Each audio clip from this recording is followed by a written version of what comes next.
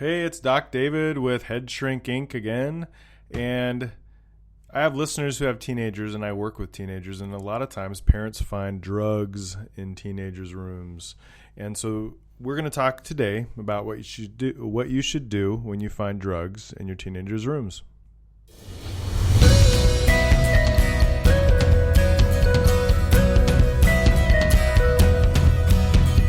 You are listening to Head Shrink Inc., your answers to life, relationships, and daily living.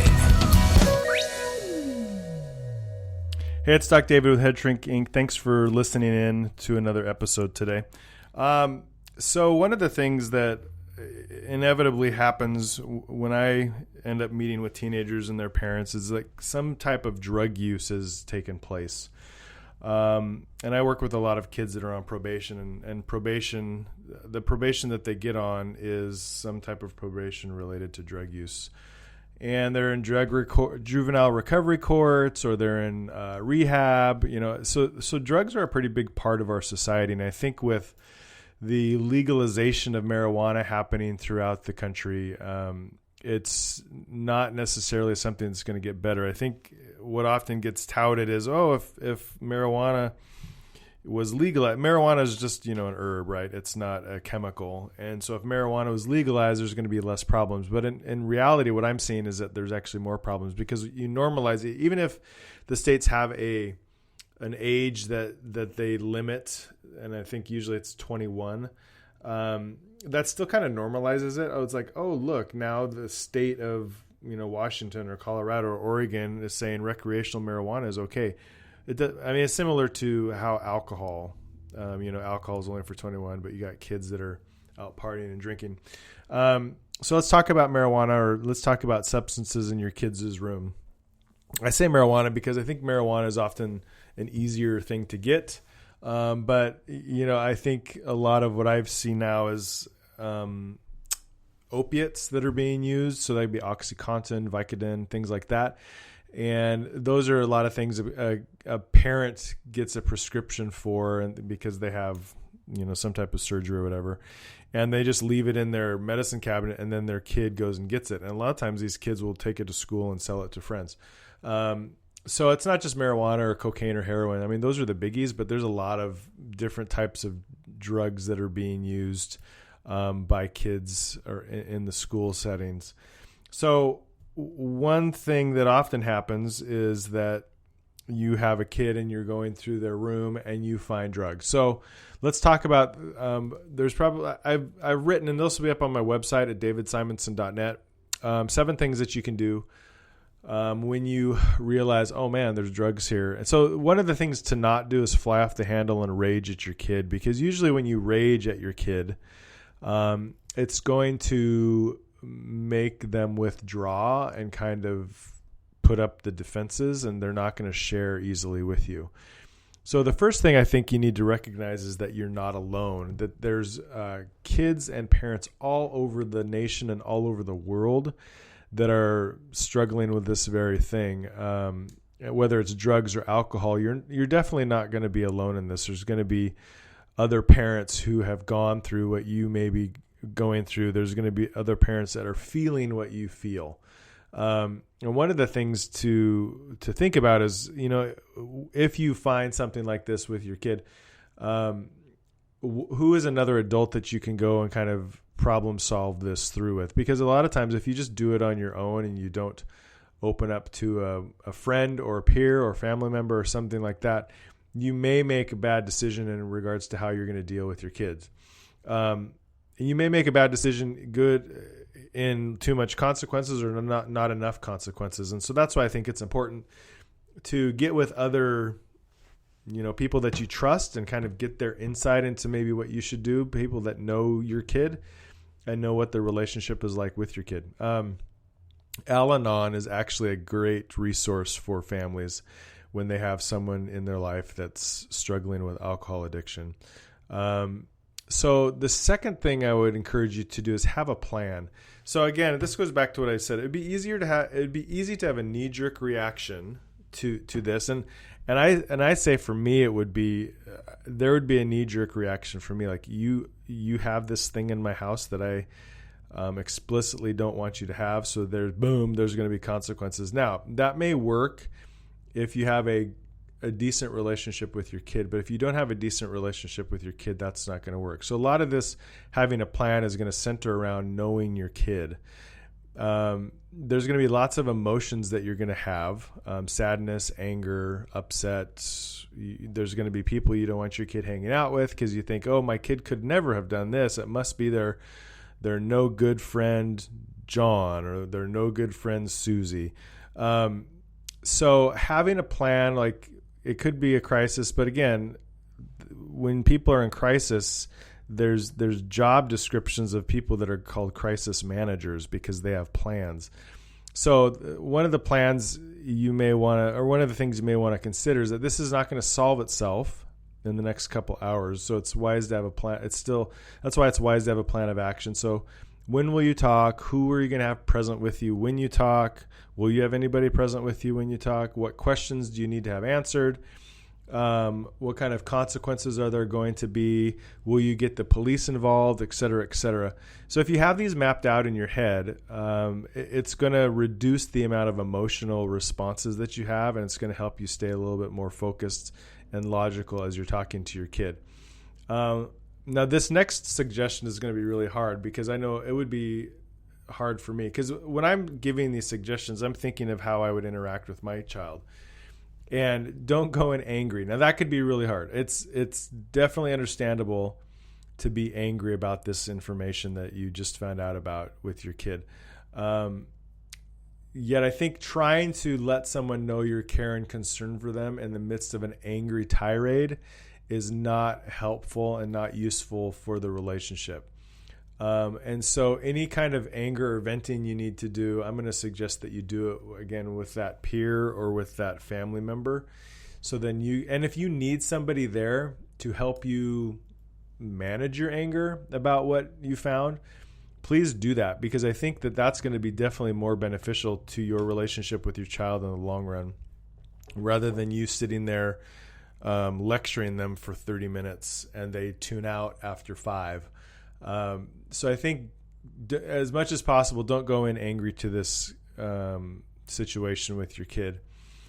Anger typically is a secondary emotion, so there's usually something that fuels the anger: hurt, sadness, disappointment, or loss. And so those are the emotions that you should be talking about with your kid. You know, Johnny, I found this; it's so hurtful to me because we've talked about this. There's mistrust that gets built up, et cetera, et cetera. And those are the things you should talk about. Just simply talking about the anger that you feel isn't going to usually be helpful. And so now another suggestion, this is number 4. Another suggestion is for you to remember that you are actually in charge, or hopefully you're in charge of your kids' life to some degree. And that's not like that you're this micromanager. It's that you are hopefully giving them direction, and you are hopefully be able to speak into their life, and they kind of listen to you a little bit. The fact that you found these items in your kids' room definitely shows that your kid's off course. And so your goal as a parent then is to help them get back on course. Now, oftentimes you alone are not going to be able to do this. And so there's going to be people that you need to recruit to help get your kid back on track. And so that could be any number of people. It could be a grandparent, a friend. It could be a community resource of some sort, an outpatient program. It could be individual counseling. It could be family counseling. It could be the police. Some type of law enforcement experience is often helpful to get kids back on a right path. So if you are using illegal drugs, now, again, this is where it's tricky because marijuana isn't illegal. But if you're using substances, let's say, and your kid knows it, it's going to be very difficult for them to listen to you when you say they shouldn't be doing it.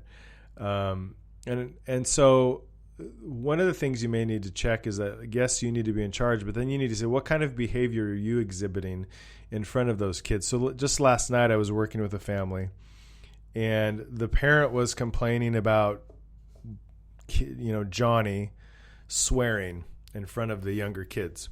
And Johnny made a point, which is very admirable of Johnny. Johnny is not his real name, by the way. Johnny made a point, but Mom, you cuss in front of the kids also. And Mom was kind of trapped because, she doesn't want Johnny to be doing this thing, but every once in a while she does this thing. And so to her credit, she acknowledged it and recognized, yes, she shouldn't be doing that as well. A lot of parents would get upset and flustered and, say, who do you think you are to be telling me what I can or can't do? But if you want your kid to have a certain type of behavior, and this goes to a whole nother podcast potentially, but if you want your kid to have a certain type of behavior, it's going to be really useful for you to have that behavior that you want as well. Because it's just congruence. It's just saying what you mean. And a lot of times I think parents get into this trap of do what I say, not what I do. And kids don't follow that. Kids will do what you do, usually in my experience. The next thing and I've talked about this several times before earlier in this podcast is gather support. You don't have to do this alone. And a lot of times, especially if you're a single parent, it could seem like overwhelming, with the stresses of life in general. And then this is just something else that's happening. It could seem very stressful. And so the most immediate way to get support is, if you have a significant other or a partner or a spouse who can help you, definitely they involve them because they hopefully have some type of influence in this kid's life. And hopefully it's somebody that you can rely on. Other family members, church members, or close friends are useful support as well. And like I said earlier, Al-Anon is also something that would be a great resource for support as well. And you can just do a simple Google search for Al-Anon and see if there's any local meetings near you. And if there's a contact person, give them a call or email them and let them know that what you're struggling with, and maybe they can give you some guidance as well. Number 6 is that kids need consistency in their lives. And it's no different with this. Once you have a plan, once you've gathered support, now you need to stay consistent with it. It's not something that I found these drugs. You're using drugs. I'm going to send you to all these places. And then 4 weeks later, you're back to square one, not keeping track of what your kid is doing. If that's you as a parent, that needs to change because you need to be consistent with this. Without sounding too cliche, finding drugs in your kid's room could be that cry for help that they're trying to give you. And if you listen to the cry and you're intent to this cry for help for like 3 weeks, and then you slowly kind of grow tone deaf to that cry for help, it's just the behavior that you don't want is just going to continue. And so if you know that about yourself, that it's hard for you to stay consistent with things in general, not just with your kids, I'm going to suggest that you start arranging your life in a way where you can stay consistent. Inevitably, what I see when I work with the families that I work with is that a lot of the parents' challenges with consistency, not just in parenting, but just with life in general, tends to harm their kids. And so when you're not consistent as a parent, it definitely is a detriment to your children. Now, you may say, well, I'm just not consistent in working out. Okay, well, that's not that big of a deal. But when it is more than just working out, when it's like consistently showing that there's consequences for things or consistently having boundaries around certain things, if you don't do that, that's something that you need to incorporate into your life because that affects your kids in a negative way. And you want your kids, like when they launch at hopefully 18 years of age, between 18 and 20, you want them to launch successfully and have the ability to have boundaries and know when they should and shouldn't do something. And if you don't have boundaries as they're being raised, they're going to struggle with that for probably a lot of their adult life. And so finally, number 7, and this seems obvious, but I think it's important to say, just love your kid. When you gave birth or when you had your child, there was no way that you were holding them thinking, I can't wait in 14 years when I find drugs in your room. It's going to be so great. You never thought that when they were just born. You were thinking of all these great hopes and dreams you had for them and this new thing that was in your life that just changed how you view the world. And so at the core of your very relationship from the very beginning with your child, there was love. And this love caused you to stay up nights when they were sick, make their favorite meals, take them places that they loved that you may not have loved. And if you can get back to that idea that I love this kid, and so I'm going to do whatever I need to do to help them. And this is something that is going to, I think, positively impact your relationship with them in a way that, books won't, in a way that, the peer support won't. I mean, those are important, but loving your kid is going to be super important when there's this issue with the substances. So I'm just going to encourage you to love your kid, and loving could mean a lot of different things. I mean, you know your kid and you know your life, and so your love, the way that you love your kid, is going to look different than the way someone else loves their kid. But ultimately, I think loving your kid means being consistent and doing the hard things when it comes to helping your child, because love is not just an emotion, it's an action, as many of you probably know. And so I think you need to love your child even in the midst of these difficult circumstances. And that's hard. I mean, I experience challenging circumstances with my kids, and I have to set myself aside at times and remember I just love this kid and they're still learning how to live life. And so my job as a parent is to lovingly give them consequences at times and come alongside them and let them know, hey, what you're doing here isn't a good idea and we probably should change some things up. So hopefully that's helpful. Feel free to give me an email response at headshrinkinc@gmail.com, or check out my Facebook page, Doc David. And if you like what you hear, let me know. If you have a question, feel free to email me again at headshrinkinc@gmail.com.